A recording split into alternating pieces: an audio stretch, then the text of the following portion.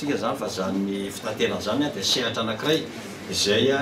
ilain'ny rehetra zany na mpandraharaha zany na vahoaka madinika zany na ny vahoaka rehetra zany satria ao anatin'ny fitaterana zany na miresaka taxi be tsika na taxi borofintsika na sambotsika na roplantsika dia ao anatin'ny fitaterana daholo zany ao ary manodidina izay fitaterana izay dia misy asa maro ihany koa manodidina ny izay fitaterana izay zay na tonga hoe tokony amena sehatra amihitsy zany voalohany indrindra aloha azahoan'ireo mpandraharaha ao anatin'ny fitaterana zany ampafantatra hoe inona marina ny asa ataony zareo dia ao anatin'izany koa betsaka koa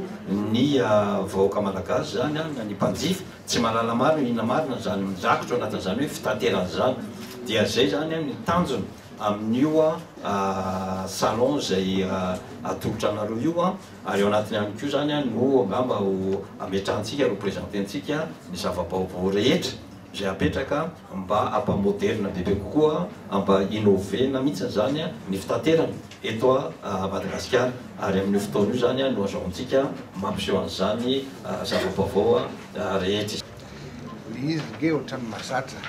isany stande dia dimanjato zao foana ary o partenaire tonga avy any ivelany dia sary tonga avy amin'ny faritra indiano océanie ity sy afrikana sy européenne sy asiatique. Fantatrao raha resaka véhicule électrique ohatra anankiray